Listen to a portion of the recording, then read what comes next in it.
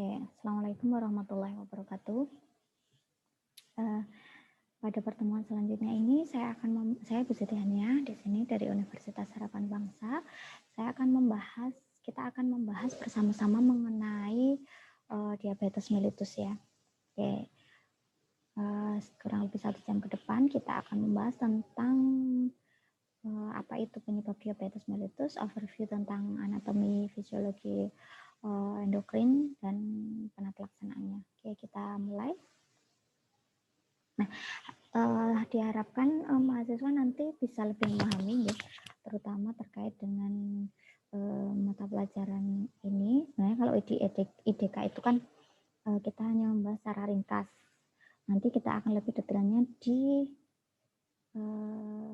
anatomi di mata kuliah keperawatan medical bedah ya, penyakit endokrin. Terlebih dahulu saya akan mereview anatomi fisiologi endokrin. Jadi sebenarnya diabetes mellitus ini terjadi tidak lepas dari yang namanya fungsi dari hormon endokrin yaitu insulin. Nah, insulin itu kan dilepaskan di sel beta Langerhans ya, tepatnya di sel penjara endokrin dalam tubuh manusia. Jadi itu di pankreas bagian Langerhans, pulau Langerhans ya, sel beta Langerhans. Nah, di sini untuk bisa bekerja dengan baik ya. Jadi kan fungsi insulin itu kan sebenarnya adalah untuk lock and key dengan yang namanya glukosa. Jadi glukosa itu membutuhkan senyawa insulin untuk bisa masuk ke dalam sel tubuh. Jadi kalau kita ibaratkan sel itu adalah rumah gitu ya.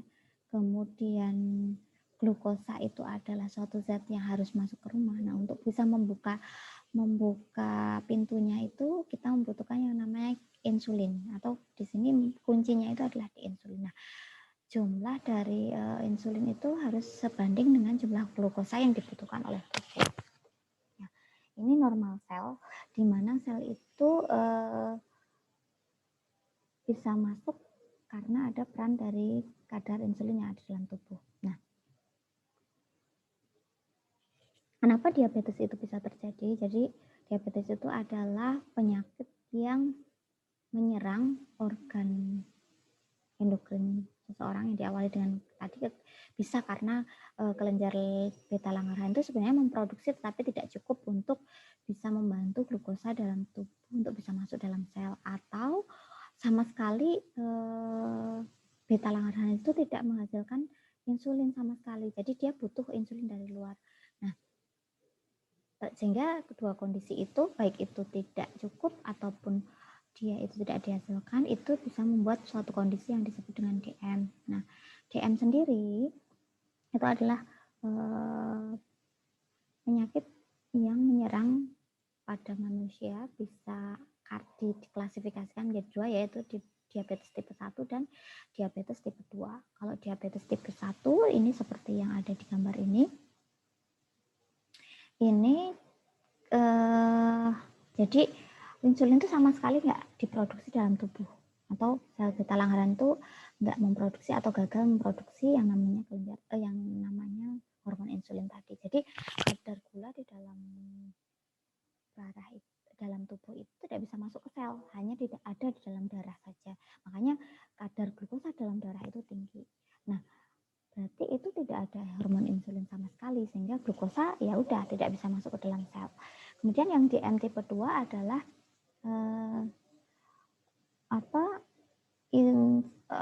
sebenarnya kelenjar beta Langerhans memproduksi tetapi tidak cukup tadi ya. Artinya insulin itu tidak adekuat atau tidak bisa untuk membuka pintu sel, sehingga gula tidak bisa masuk juga ke dalam sel. Makanya masih tinggi di dalam darah, hanya sedikit yang bisa masuk ke dalam sel, tidak bisa memenuhi kebutuhan sel. Nah, inilah dua kondisi.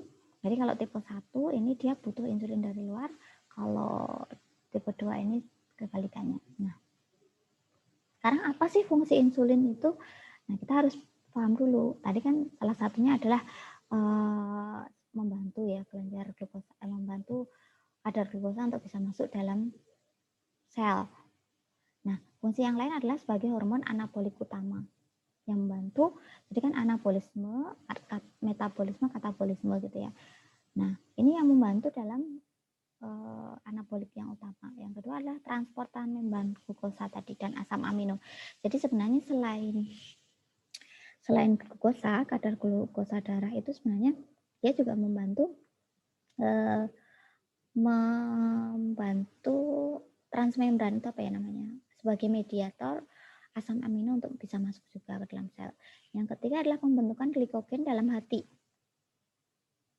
dan otot skeletal. Jadi sebenarnya kadar glukosa yang lebih dibutuhkan oleh sel itu bisa disimpan dalam bentuk glikogen. Nah, ini bentuk penyimpanan glikogen itu dalam hati dan otot skeletal tubuh manusia itu tidak lepas dari yang namanya peran dari insulin tadi. Kemudian mengubah yang namanya glukosa menjadi trigliserid.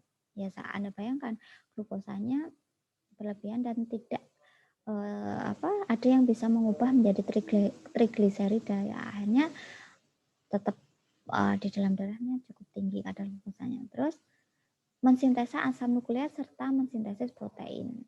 Nah, itu tadi kenapa orang yang DM itu kan makanya kadang walaupun dia makan banyak tetapi tetap lemas gitu ya. Ya karena yang dia makan itu tidak bisa masuk ke dalam sel. Kemudian tidak bisa dirubah menjadi trigliserid, tidak bisa dirubah menjadi glikogen, ya hanya keluar-keluar. Makanya kalau di dalam darah tinggi, makanya tadi glukosuri akan dikeluarkan dalam bentuk urin. Nah, ini. Tapi kan tidak semuanya bisa dikeluarkan, ya. Makanya yang kena DM itu kan komplikasinya ya gagal ginjal dan lain sebagainya karena beban ginjalnya berat yang harus difiltrasi di dalam ginjalnya. Kemudian apa sih penyakit DM? Yaitu kelainan kronik mengenai metabolisme karbohidrat, lemak, dan protein. Jadi sebenarnya tidak hanya karbohidrat saja ya, bahkan lemak dan proteinnya itu mengalami gangguan metabolisme. Nah, gambaran khas klinisnya seperti apa? Yaitu gangguan atau kekurangan respon sekresi insulin. Tadi kan sudah dijelaskan ya, mengalami gangguan respon sekresi insulin dan merupakan gangguan penggunaan karbohidrat yang akhirnya akan menimbulkan hiperglikemi. Ya, gimana? Karena tidak digunakan, tidak bisa masuk ke dalam sel, yang akhirnya akan menimbulkan yang namanya hiperglikemi dalam darah. Glikemia. Nah, diabetes itu tadi di awal kan sudah saya jelaskan ya, ada tipe 1 dan tipe 2. Kalau tipe 1 yang tidak bisa menghasilkan insulin tadi disebut insulin dependent diabetes mellitus atau DM tipe 1. Ini biasanya terjadi pada usia muda. Sejak usia muda udah terjadi ya karena kegagalan fungsi tadi ya. Kemudian cenderung menyebabkan ketosis, zat-zat keton. Ya karena tidak ada yang merubah memetabolisme protein dan lain sebagainya, maka tubuh akan memecah protein yang ada dalam tubuh itu menjadi benda keton. Makanya terjadi ketosis. Nah, diabetes tipe rapuh ya. Kemudian yang kedua adalah DM tipe 2. Tadi sebenarnya memproduksi tetapi jumlahnya kan tidak banyak sehingga tidak mencukupi gitu ya. Nah, ini tubuh mau menghasilkan tapi masih butuh insulin dari luar. Nah, ini tidak tergantung pada insulin ini biasanya karena gaya hidup. Makanya terjadinya pada usia dewasa. Perubahan pola makan, gaya hidup tuh banyak hal ya, tidak hanya makan saja. Penggunaan zat-zat kimia dan lain sebagainya juga pola tidur, cara berpikir dan lain sebagainya, gaya hidup lah. Ini bisa mengubah orang yang awalnya tidak ada keturunan DM ataupun dia sebenarnya bisa memproduksi insulin tetapi lambat laun dia bisa menjadi DM tipe 2 tadi karena tidak cukup karena gaya hidupnya tadi. Kemudian diabetes maturitas ya pada dewasa juga ya, dan diabetes kebal ketosis. Nah, sedangkan DM sendiri ada dua yaitu di DM tipe 2 ini dibagi menjadi dua. Yang non insulin dependent tidak tergantung pada insulin itu ada tipe obesitas dan tanpa obesitas. Nanti kita jelaskan. Yang selanjutnya ada toleransi TGG ya, TGT, toleransi glukosa terganggu. Nah, sebenarnya dia menderita DM tapi tidak menunjukkan gejala. Jadi belum ada gejala sama sekali. Apa sih gejala DM? Nanti kita bahas. Jadi kayaknya dia itu biasa-biasa saja gitu ya, karena tidak menimbulkan gejala. Karena hanya terjadi di gangguan toleransi terhadap glukosanya. Jadi tubuhnya itu tidak bisa bertoleransi terhadap glukosa. Ada diabetes kimia dan ada diabetes laten. Nah ini silahkan dibaca lagi, nanti kita bahas di pertemuan yang kalian masuk dengan KMP ya. Nah ada diabetes selanjutnya itu diabetes gestasional atau DM, diabetes mellitus yang terjadi pada kondisi kehamilan. Nah pada saat kehamilan itu terjadi intoleransi glukosa. Tubuh tidak bisa mentolerir jumlah glukosa karena tidak mencukupi insulinnya. Ya, ini biasanya terjadi pada kehamilan yang terjadi resistensi insulin dan faktor kompleks metabolisme juga hormon yang terlibat. Nah, karena kondisi kehamilan banyak yang organnya kan banyak yang harus dimasukkan glukosa ke dalam sel ya. Nah, ini insulinnya kurang. Nah, makanya kadar glukosanya tidak semua bisa masuk ke dalam insulin ya, karena Anda bayangkan ya, ada janin, ada ibunya, mungkin ibunya juga gemuk gitu ya. Nah ini biasanya 5-10 tahun melahirkan, setelah maternal tersebut melahirkan bisa berakibat menjadi DM jika gaya hidupnya tetap sama. Jadi orang yang pernah mengalami DM gestasional walaupun setelah kehamilan itu hilang gejalanya, tetapi faktor resiko menetap. Jadi bisa terjadi DM pada waktu yang lama. Setelah 5-10 tahun bisa membakar menjadi DM. Ya, seperti itu tuh DM gestasional. Nah, faktor-faktor apa saja sih yang bisa menyebabkan seseorang itu bisa mengalami diabetes mellitus? Yang pertama adalah obesitas atau kegemukan, overweight. Jadi kan kalau Anda menghitung basal metabolisme index BMI itu kan sudah ada patokannya ya, kurang dari 18 itu kurus, underweight, normalnya 18 sampai 21 atau 23. Kemudian lebih dari itu dia overweight dan lain sebagainya, gemuk kemudian overweight. Nah, obesitas ini yang disebut overweight tadi, BMI-nya lebih dari 23 tadi, 80% biasanya akan mengalami non-insulin dependent diabetes mellitus karena faktor obesitas tadi. Kenapa? Ya karena jumlah sel yang harus membutuhkan insulinnya kan banyak, sementara kadar insulinnya juga tidak mencukupi dan lain sebagainya. Itu bisa menyebabkan tadi. Kemudian 60% biasanya obesitas ini cenderung mempunyai berat badan yang lebih dan mempunyai beberapa bentuk intoleransi karbohidrat. Jadi selain dia obesitas, dia juga disertai dengan beberapa kelainan intoleransi karbohidrat. Tidak bisa, dia tidak toleran terhadap karbohidrat. Nah, solusinya apa? Dengan menurunkan berat badan, ini akan memperbaiki toleransi karbohidrat. Makanya sebenarnya kalau orang normal itu yang bagus adalah tidak underweight dan tidak overweight. Ya sedang-sedang saja. Proporsional BMI-nya ya tidak kurang dari 18 dan tidak lebih dari 23 tadi. Nah, faktor resiko dari faktor lingkungan yang kedua adalah kehamilan. Bukan berarti ketika hamil itu pasti akan mengalami DM. Tidak semua orang hamil akan mengalami yang namanya NIDDM tadi. Ini terjadi pada suatu kondisi atau keadaan yang dihubungkan dengan yang namanya peningkatan resistensi insulin. Jadi insulinnya itu sudah resisten. Ketahanannya terhadap glukosa itu sudah mengalami di batas ambangnya. Keadaannya akan terjadi kembali normal ini setelah persalinan ya, walaupun tadi ada faktor risiko tadi ya. Nah, makanya kalau pada orang yang mengalami DM gestasional ini sebaiknya tidak terlalu sering hamil ya, karena semakin frekuensi kehamilannya ini tambah, nanti dia faktor kecenderungan untuk menderita DM-nya akan lebih tinggi. Anda bayangkan kalau faktor resiko 5-10 tahun tadi bisa terjadi, ini karena lebih sering mungkin durasinya akan lebih pendek. Jadi kemungkinan untuk bisa terjadi DM-nya akan lebih tinggi.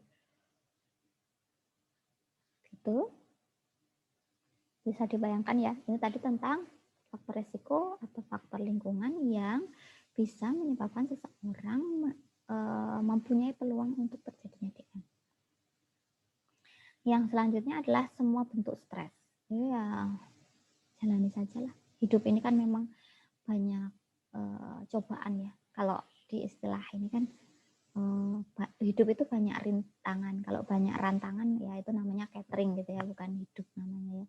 Atau hidup ini kan banyak ujian ya. Kalau banyak cucian kan namanya laundry gitu ya. Kalau apanya guyonannya kan seperti itu. Makanya sebenarnya kalau orang yang mau sehat itu tahan terhadap stres saja. Kenapa stres bisa menyebabkan DM ya? Nanti kita bahas. Stres itu macam-macam bentuknya, tidak hanya stres pikiran ya. Trauma, infeksi yang berulang, kondisi hipoksia atau hipertermi yang berulang-ulang. Ini mencetuskan DM yang akan bisa menurun atau herediter. Nah, trauma berulang, infeksi, jadi penyakit yang terlalu berulang, penyakit yang lain, infeksi ini juga menyebabkan seorang mengalami stres. Trauma di masa lalu itu juga menyebabkan seseorang itu mudah terjadi stres. Kondisi orang hipoksia. Hipoksia itu kan terjadi banyak hal ya. Bisa karena dia kekurangan oksigen atau justru kemampuan hemoglobinnya untuk mengikat O2-nya juga rendah. Nah, ini juga bisa menyebabkan seseorang itu menjadi stres. Nah, keadaan tersebut akan mencetuskan seseorang itu membawa untuk jadi DM. Nah, fenomena klinik pada diabetes mellitus itu apa saja? Nah, karena kebutuhan insulin ini meningkat pada saat stres, terutama pada infeksi. Kalau orang berulang kali mengalami infeksi, ini kan cenderung mengalami stres ya. Stres dalam tubuh, stres secara biologis. Selnya itu harus beradaptasi terhadap infeksi tadi, kemudian ya itu bisa menjadi tekanan tersendiri bagi sel tubuh. Nah, ini pada keadaan seperti ini, pelepasan katekolamin ini akan mengakibatkan glikoneolisis, pelepasan dari glikogen, lisisnya dari glikogen. Jadi glikogen yang ada di dalam tubuh manusia itu akan terpaksa dipecah. Dan lipolisis, lemak, pemecahan lemak yang bisa menyebabkan beban sel beta pankreas ini bertambah. Jadi sel beta pankreas tadi yang hanya yang menghasilkan insulin ini bebannya bertambah karena harus memecah glikogen, zat gula yang sudah disimpan tadi dan lemak tadi ya. Jadi menyebabkan bebannya itu tidak hanya produksi insulin dalam jumlah normal, tapi dia harus kerja keras gitu ya. Asam lemak bebas bersifat antagonis insulin. Nah, ini asam lemak bebas ini, yang asam lemak bebas yang ada di dalam tubuh ini itu sifatnya antagonis terhadap insulin. Nah, ini kan berseberangan ya dengan fungsi insulin. Sebenarnya ini bisa menyebabkan seseorang yang mengalami infeksi berulang tadi cenderung bisa memunculkan DM pada kemudian hari. Nah, patogenesisnya ini metabolisme insulin normal. Jadi insulin tadi kan sudah saya terangkan di awal ya. Diproduksi di mana? Ya, betul, di beta pankreas. Kadar glukosa yang darah yang naik ini bisa menyebabkan pelepasan insulin. Ya, karena glukosanya kan banyak, maka dia tubuh itu akan merespon untuk ini loh ada glukosa dalam darah yang tinggi, maka produksi insulin, ayo gitu. Ada respon seperti itu. Nah, jika rangsangan ekskresi tetap ada, terjadi reaksi lambat yang terus-menerus sehingga sintesis insulinnya tetap aktif. Jadi dia karena dipaksa untuk memproduksi insulin terus-menerus, maka akan terjadi reaksi lambat sehingga sintesis dari insulinnya akan tetap aktif. Produksi dari insulin itu akan tetap aktif terus-menerus. Ini kalau terjadi pada tubuh yang normal. Nah, pada orang DM ini terjadi kekacauan metabolisme. Timbulnya penyakit ini disebabkan karena insulin yang secara relatif atau absolut atau fungsi insulin tidak memadai. Jadi orang yang DM ini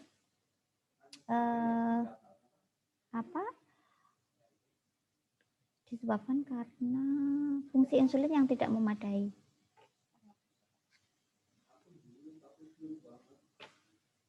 Karena pengiriman glukosa darah ke otot dan jaringan lemak tergantung dari insulin. Jadi orang yang mengalami ketidakmampuan merawat sehingga orang yang tidak mampu memanfaatkan glukosa secara cukup, maka dia akan mengirim glukosa darah ini ke otot dan jaringan lemak. Yang ini semuanya tergantung dari insulin tadi. Jadi kalau insulinnya tidak ada, ya berarti otot kemampuan untuk mengirimkan gula ke dalam sel juga menjadi rendah. Nah, makanya akan timbul rangsangan glikoneolisis, yaitu dilepasnya glukosa dari hati sebagai simpanan yang pada keadaan normal ini dihambat oleh insulin. Nah, kalau pada keadaan normal, ini pelepasan glikoneolisis ini dihambat oleh insulin. Nanti jangan dulu, dipecah dulu, ini kadarnya sudah cukup nih di sini. Jadi di hati tetap ada glikogennya. Nah, karena tidak memadai lagi, maka hati direspon terus-menerus untuk melepaskan glikoneolisis. Sehingga terjadi penumpukan glukosa darah hiperglikemi yang pada suatu titik di mana ambang reabsorpsi gula oleh ginjal ini sudah mencapai ambang batas yang normal, maka dia akan keluar dengan sendirinya dalam bentuk glikosuri atau glukosa dalam urin. Jadi kan sebenarnya fungsi ginjal itu kan memfiltrasi ya zat-zat hasil metabolisme itu supaya disaring gitu, tidak bisa keluar dulu, dipecah dan lain sebagainya. Tapi karena ambang batasnya itu sudah berlebih, ginjal sudah tidak bisa lagi menampung gitu ya, atau ambang batasnya itu sudah melebihi kapasitasnya, maka dia akan lepas sehingga terjadilah glikosuri. Nah, setelah itu semua terjadi, maka sumber utama energi ini akan dialihkan. Nah, karena sel itu kan membutuhkan energi untuk bergerak, untuk metabolisme yang lain, untuk memberikan makanan di otak, di kelenjar dan lain sebagainya, di otot dan lain sebagainya gitu ya. Ketika glukosanya tidak tersampaikan, tidak bisa dimasukkan, maka terjadi oksidasi dalam tubuh, yaitu melalui oksidasi asam lemak yang akan diubah menjadi benda keton. Makanya kalau orang DM itu ciri utamanya adalah terjadi pemecahan benda keton, ketosis biasanya. Tadi kan di depan sudah ada ya, ketosis dan non-ketosis. Nah, protein dari makanan dan jaringan yang dipakai untuk gluconeogenesis disimpan dulu di hati lalu dikeluarkan sebagai glukosa. Nah, ini produk lainnya ya. Nah, sekarang kita akan melihat kenapa sih orang itu bisa mengalami DM gitu ya. Yang pertama pasti tadi karena penyebabnya tadi kelainan dari sel beta pankreas, sel Langerhans di pankreas gitu ya. Udah itu titik itu. Faktor yang lain apa? Kelainan plasma. Di dalam tubuh kita itu beredar antibodi insulin. Anti-insulin. Tadi kan bersifat berseberangan dengan insulin, mencegah insulin tadi lah. Yang ketiga adalah kelainan kerja insulin pada sel sasaran yang bisa menurunkan kadar reseptor insulin atau kegagalan pengikatan insulin. Nih. Kelainan kerja insulin pada sel sasaran yang bisa menurunkan kadar reseptor insulin atau terjadinya kegagalan pengikatan insulin. Nah, perubahan anatomis yang terjadi adalah maka akan terjadi penebalan membran sel basal dan angiopati. Jadi pembuluh darahnya itu terjadi penebalan, baik itu di pembuluh darah dan di membran sel basal. Nah, di sini bisa bersifat mikrovaskular atau terjadi di vaskuler pembuluh darah atau non vaskuler. Kalau terjadi pembuluh darah ini bisa terjadi di kulit, pembuluh darah yang ada di kulit, di otot skeletal, di retina. Ini di retina ini kita jangan bayangkan mata kita itu ada pembuluh darahnya ya, memang ada. Jadi kelihatan kan kadang di luar gitu ya, merah itu. Nah, itu pembuluh darah di retina. Nah, itu terjadi mikroangiopati, mikrovaskuler atau angiopati di vaskuler. Bisa juga di medula ginjal. Nah, yang non vaskuler di ginjal itu bisa mikroangiopati, mikro bisa maksud saya itu bisa di pembuluh darahnya, bisa di non pembuluh darahnya ya. Kalau yang di pembuluh darah itu kan tadi di glomerulus atau medula ginjal. Tapi kalau yang non vaskuler itu di tubulusnya, tubulus ginjal, kapsula Bowman, saraf perifer, plasenta pada ibu hamil. Itu kan yang non vaskuler. Jadi penebalannya itu tidak hanya, Anda bayangkan kalau pembuluh darah itu terjadi penebalan yang semula lumennya itu besar, karena ada penebalan di lapisan pembuluh darahnya, otomatis lumennya akan menyempit. Nah, kalau menyempit, ini yang dialirkan ibarat selang karena adanya kerak gitu ya, mampet. Aliran yang dialirkan tinggi tetapi kecil. Ya. Nah, lapisan basal tiap jaringan akan bertambah lebar dan diganti dengan lapisan hialin yang komposisinya jaringan kolagen. Lapisan basal akan menebal dan menyempitkan lumen kapiler pembuluh darah. Keadaan inilah yang disebut mikroangiopati. Nah, sekarang bagaimana dengan organ pankreas sendiri? Sampai di situ tadi paham ya? Kenapa orang DM itu bisa jadi mikroangiopati? Makanya nanti kelainannya kan ada di retina, mikroangiopati di retina, jadi dia mengalami kebutaan gitu ya, atau di ginjalnya, karena tidak hanya di tubulus dan medula tadi ya, di Bowman, di mana tadi, jadi fungsi ginjal juga terganggu, organ ginjal juga terganggu. Makanya kan DM itu komplikasinya ke ginjal, baik mikro, vaskuler maupun non vaskuler. Nah, di organ pankreas sendiri sebenarnya tidak banyak berubah. Dia jarang memiliki nilai-nilai diagnostik. Jadi kalau cuma produksinya saja. Jadi kalau secara mikroskopis diperiksa gitu ya, organ pankreasnya seperti apa, nggak akan kelihatan. Ya, perubahan khusus sering berhubungan dengan IDDM dibandingkan non IDDM. Jadi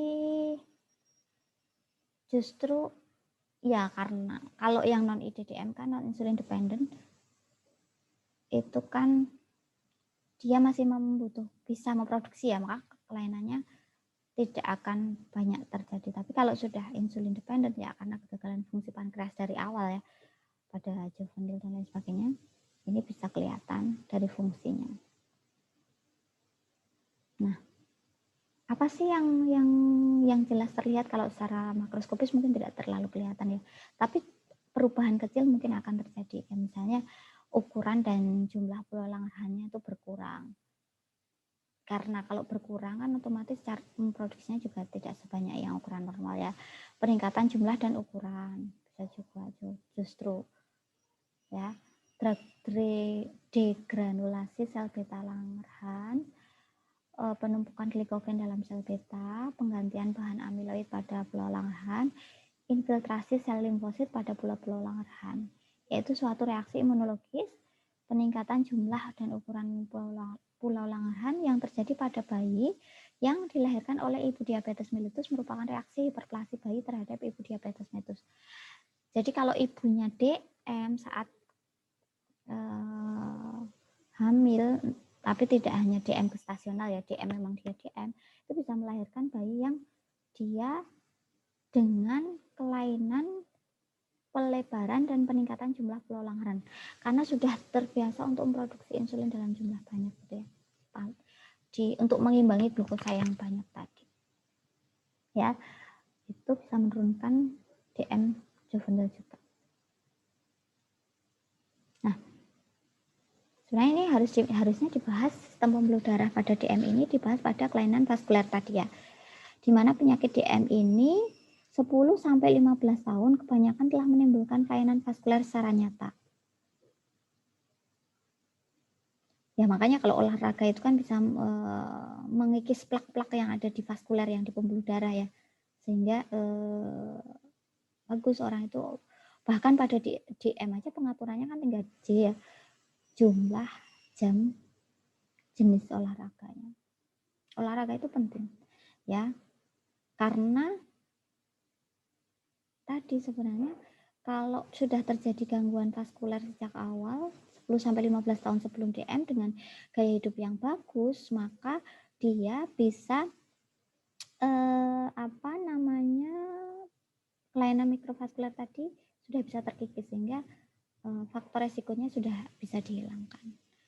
80% penderita DM meninggal akibat penyakit kardiovaskuler termasuk pembuluh darah ginjal. Nah, ini komplikasinya. Meninggal tuh biasanya karena komplikasinya. Ya, kalau cuma ulkus dan lain sebagainya, kalau dia tidak sepsis, sebenarnya masih bisa diobati lah. Tapi kalau sudah mengalami komplikasi sampai ke ginjal, sampai ke otak dan lain sebagainya, nah ini yang sulit disembuhkan itu. Semua jenis pembuluh darah terkena dari mulai aorta sampai dengan arterial dan kapiler. Nah, ini sudah terjadi semuanya ya. Ini baru separuh slide. Sudah bisa difahami ya sampai di sini. Nah, aorta dan arteri yang ukurannya besar menengah akan mengalami percepatan aterosklerosis berat. Infak miokardium disebabkan oleh aterosklerosis arteri koroner. Gangren pada tungkai bawah akibat gangguan vaskuler lanjut kira-kira 100 kali lebih besar peluangnya daripada yang tidak DM. Ya ini karena vaskulernya kan menyempit sehingga dia tidak bisa menutrisi jaringan, apalagi jaringan yang kapiler yang jauh dari permukaan tubuh. Biasanya makanya gangren itu kan pada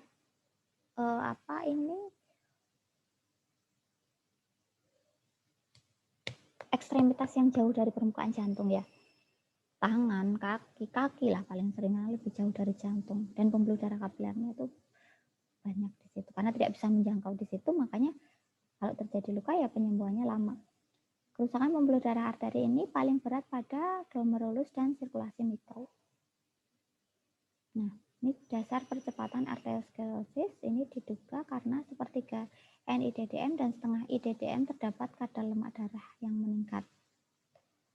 Hialin juga meningkat dan menebalkan dinding arteri atau arteriosklerosis dan sering dihubungkan dengan hipertensi.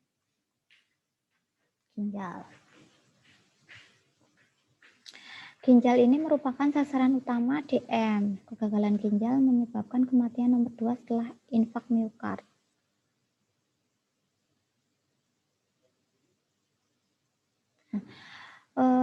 Sasaran utama DM ini adalah kegagalan ginjal yang menyebabkan kematian nomor 2 setelah kardiovaskuler ya, penyakit kardio ya, miokard.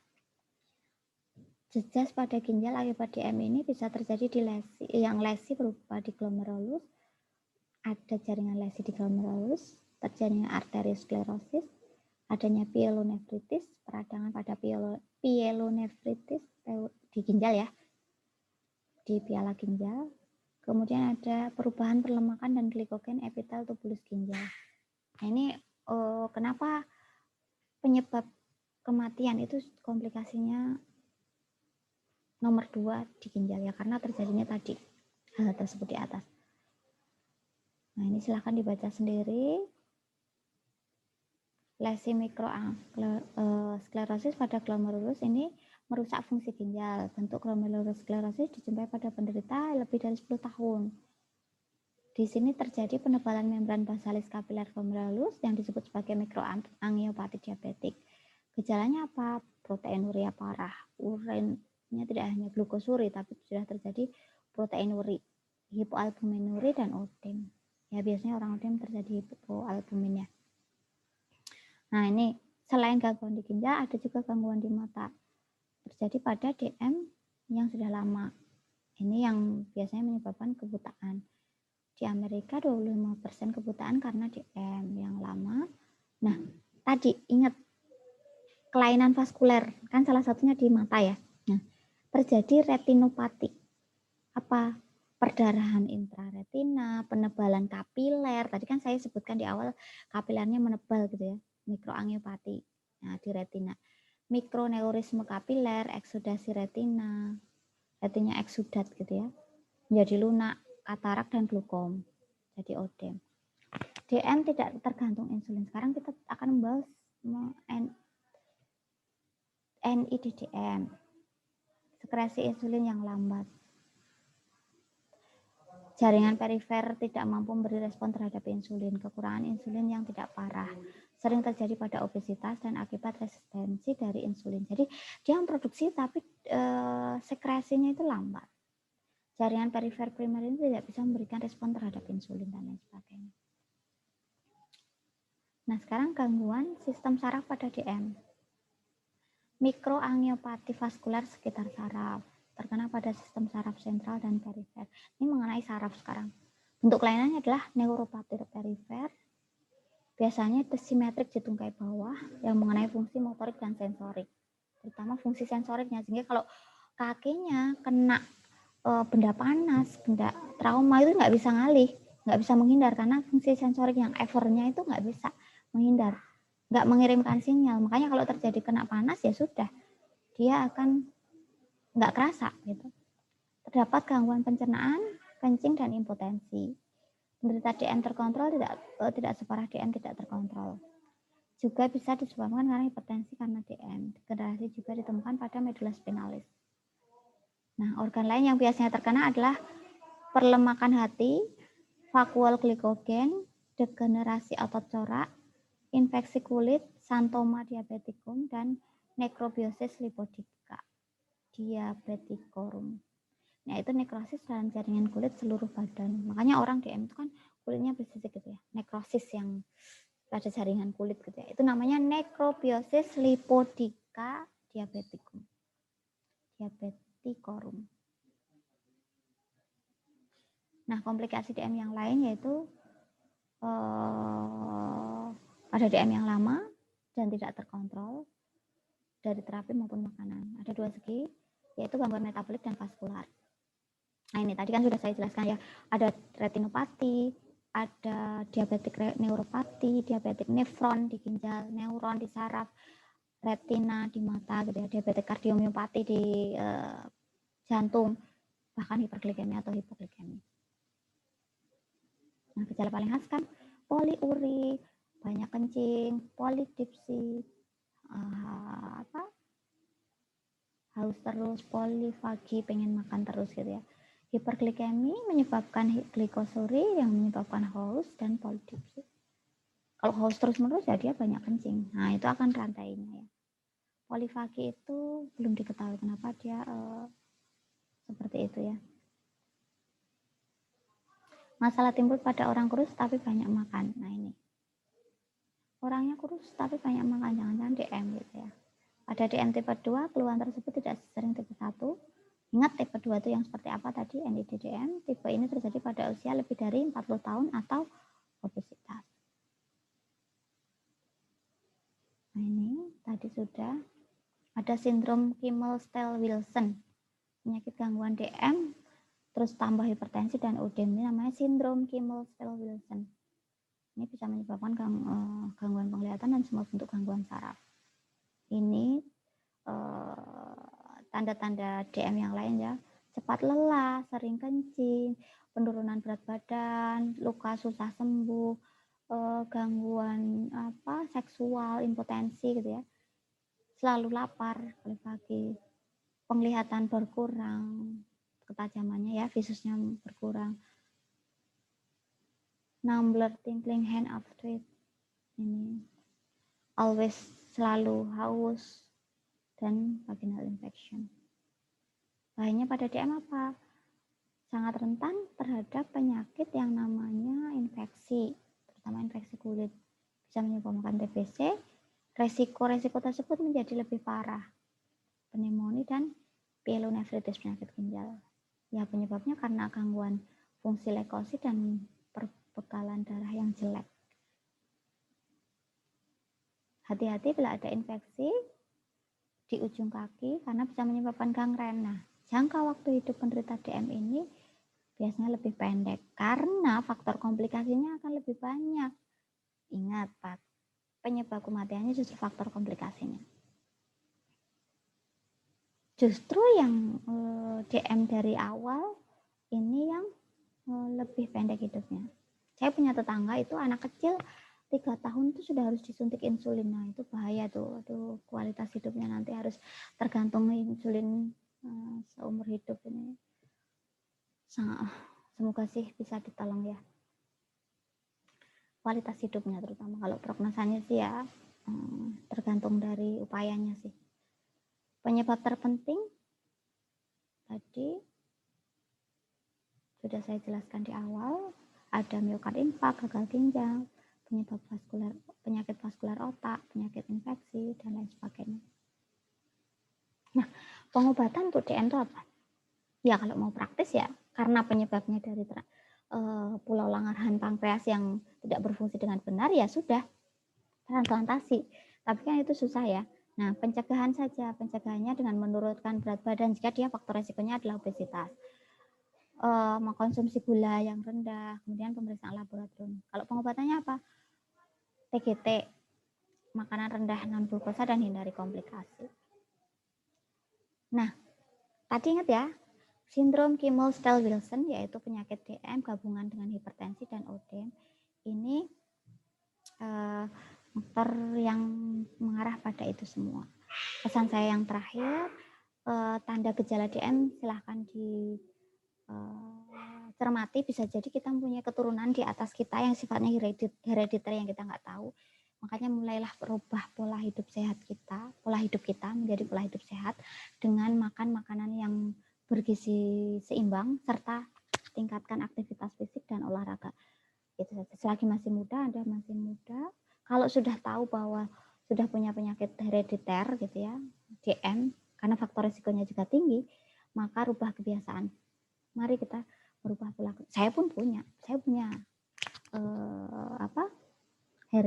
faktor resiko dari 2 keturunan saya, dari ibu maupun dari suami, itu semuanya menderita DM. Makanya harus dirubah dengan pola makan dan olahraga. Itu tadi, sekian dari saya. Semoga bermanfaat. Terima kasih atas perhatiannya. Sekian dari saya. Mohon maaf kalau banyak kesalahan. Silahkan Anda bisa bertanya, atau nanti kalau kita bertemu di perkuliahan offline, Anda bisa menyampaikan pertanyaan atau bisa disampaikan di forum diskusi yang sudah saya tampilkan di skala saya. Oke, tetap semangat apapun kondisinya, tetap harus fight gitu ya. Mohon maaf kalau banyak kekurangan. Assalamualaikum warahmatullahi wabarakatuh.